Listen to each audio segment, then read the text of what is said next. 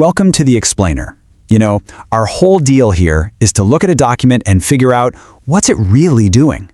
Today, we've got something interesting, a daily religious devotional. But, as you'll see, it's also a surprisingly effective blueprint for building a massive global movement.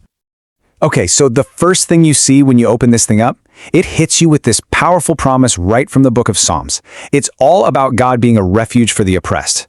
And this isn't just a nice little intro, right? This one verse, it's the bedrock for everything else they're about to build. So, to get specific, what are we actually looking at? Well, it's a daily devotional. It's part of a series called Ambassadors Daily Banquets, and this particular one is for Monday, November 24th, 2025. Just a short daily dose of spiritual guidance. The topic is front and center, God's justice against the oppressors. And really, the whole point here is to give people a sense of comfort, of assurance. The message is basically, hey, there's a divine power out there that's a direct answer to all the suffering and injustice you see. Okay, but here's where it gets really interesting. They take this big, broad promise of God being a refuge, and they zero in on a very specific situation. This thing does not just float around in abstract ideas. I mean, look at this. It explicitly names groups, terrorists, bandits, and even Fulani herdsmen in Nigeria. Suddenly, this spiritual message is grounded in a very real, very tangible situation. For the people reading this, that makes the promise feel incredibly immediate and incredibly relevant. And notice the shift in language here. It's a really crucial point. God isn't just a passive refuge, like a safe house to hide in. The text says God will rise up and be a defender. That's a huge difference, right? It's painting a picture of an active, intervening force, someone who's going to fight for you. All right, let's look at the next part, because this is where the devotional pivots. It moves from just being a message of comfort to being a clear set of instructions. It's not enough for you to just feel better. They want you to do something.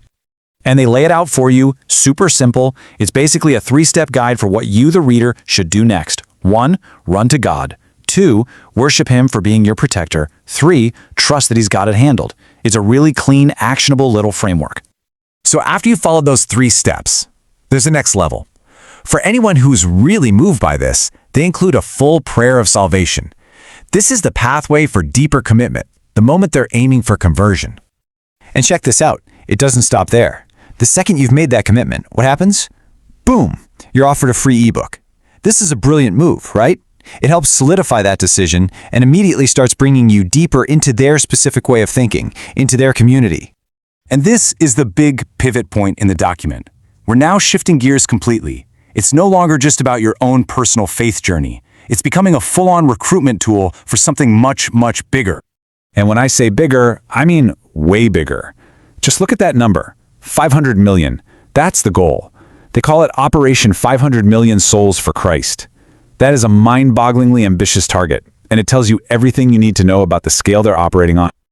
So you're probably wondering, how in the world are they going to do that? Well, they give you 3 clear ways to get involved. You can be a prayer partner, a volunteer missionary, or a kingdom investor. It's actually a pretty smart setup, because it means anyone can contribute, whether it's with their time, their actions, or their money. Okay, so finally, let's talk about the engine that makes this whole thing run, their global prayer network. I mean, think about it. How do you actually get millions of people all over the world pointed in the same direction? Well, the answer is synchronized action. They have these coordinated prayer times. So someone in Nigeria and someone in Canada could be doing the exact same thing at the exact same moment. That creates this powerful feeling that you're part of a single, unified global force. And of course, to keep that network humming, they're using every tool in the digital toolbox. We're talking WhatsApp for the prayer alerts, Telegram for podcasts. They're all over Facebook, YouTube, and yeah, even TikTok. They're meeting people wherever they are, making sure there's a constant flow of communication to keep everyone plugged in. So when you step back and look at the whole thing, the big takeaway is that this little document is doing 2 things at once. Yeah, it's a daily devotional, but underneath that, it's an incredibly well-designed funnel. It's built to take someone from just casually reading to becoming an active part of a huge global movement. And that leaves us with a really fascinating question, doesn't it? It's not just about what the message says, it's about the whole structure. How can something as simple as a daily reading, when you wrap it in clear calls to action and a slick digital network, become powerful enough to build a global community and a massive organization from the ground up? Good day, beloved. Thank you for watching. If this kingdom message has blessed you, please like, comment, and share with someone today.